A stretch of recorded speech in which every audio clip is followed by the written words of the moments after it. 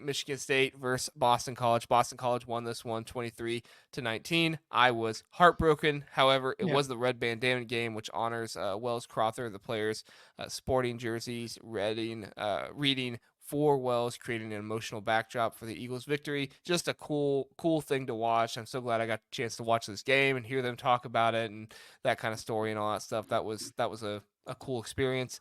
I can't imagine going to that game. That game would be really awesome to go to. Mm. But Boston College, they rallied late. Their quarterback Castellano throwing a 42-yard touchdown to Lewis Bond, clinching the game with just 88 seconds remaining. Bond had a standout game with 6 receptions for 102 yards, including the game winner. Aiden Childs led Michigan State with 241 passing yards, but he did throw 3 interceptions. In the first quarter, Michigan State initially held the lead, but faced a strong Boston College defense highlighted by Cal Halliday's forced fumble. In the third quarter, Trayshawn Ward scored a 36-yard touchdown for Boston College, but Jonathan Kim responded with a 51-yard field goal to tie the game at 16. However, in the fourth quarter, Kim's 27-yard field goal gave MSU a brief lead before Boston College's final drive and the ensuing touchdown, as we previously talked about. Michigan State is now 3-1 and will need to regroup after a tough loss and find a way to address their turnover issues going against a very good team in Ohio State this weekend. Zach, Mm-hmm. Michigan State,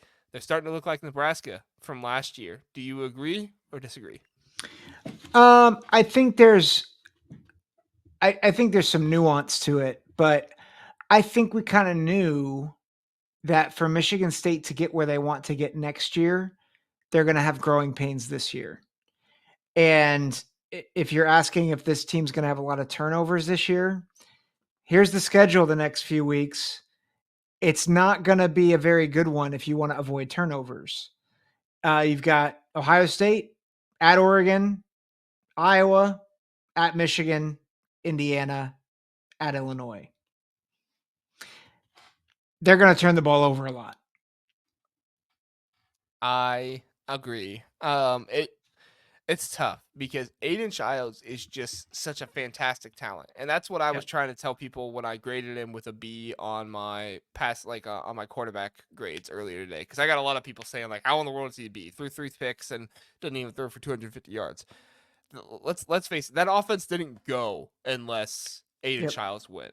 So when you factor into that like the offense was completely on his shoulders and what it did, not to mention he had his 2 top wide receivers out of that game as well. Yeah.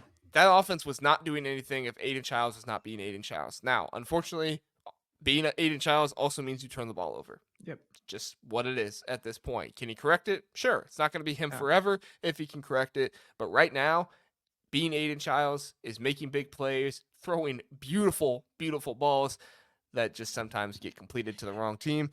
So for me, like Aiden Childs is going to have to do a lot of work figuring things out here. I like MSU in the trenches. I think that Mm-hmm. they have been very good in that aspect of the game. Cal Halliday, Jordan Turner have been wonderful linebackers for them, but it's just you're like watching this game, seeing Aiden Childs turn the ball over. Like I felt for the Michigan State defense as they walked onto the field again, being like, "Oh my gosh, we just got these guys off the field." Like, Yeah. and now we're going back onto the field. And I have to think that's probably how the Nebraska defense felt a little bit last year. Yeah. So I think the one difference, and you kind of were touching on it here, Nebraska's turnover problem was because of bad quarterback talent. Like Jeff Sims is not a D1 quarterback. Heinrich Harburg is a backup at most schools. Like they didn't have a functional offense. And so they had to rely on their defense. I think what makes Michigan State scary is that Aiden Childs can play. He's just raw. And I very think raw. that is for people who don't understand, like that's the big difference between why there's still hope for Michigan State. Like I rattled off that schedule. There's still a real chance that Michigan State knocks off one or more of those teams because, and I think you saw it with him in this game, he can play hero ball, and sometimes that sinks you, and sometimes that gets you a win that you have no business getting. and he needs to learn how to play within the structure because that's going to end up getting to more wins if he learns how to do that and only take off when when he needs to and make the right read, go through his progressions.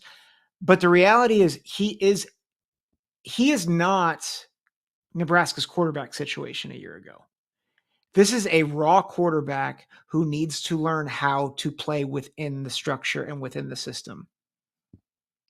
Yeah, I mean, Rutgers last year, Jeff Sims was the greatest comparison. And the thing with Jeff Sims was he was raw, but he was also really old, right? Like Yeah. he he started raw and stayed raw.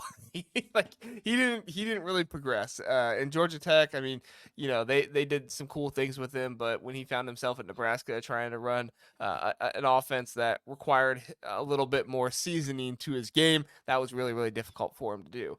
I think that the biggest difference between him and Jeff Sims is that Aiden Childs has time. And he has Mhm. time to work through some of this stuff, and he has time to get better. And I think that's what Jonathan Smith is seeing the most this season. It does stink for the seniors of Michigan State, but I think 3 years from now, when Aiden Childs is older, veteran quarterback, if he fixes these issues, watch out for Aiden Childs. He's going to be one of the best quarterbacks in the nation. The way he's able to throw that ball, the way that he has the playmaking ability that he does, it's just fantastic. And Sean's relating it to Gavin Wimsatt as well. Similar to Gavin Wimsatt, I would say. I don't know if Gavin had the. I mean, he did have playmaking ability, so I shouldn't say that. I think that Aiden Childs is more accurate than Gavin Mhm. Wimsatt was. He just doesn't make Yeah. the good decisions right now. Yeah. But yeah, I think that's a good comparison there, Sean. Mhm. That's So good.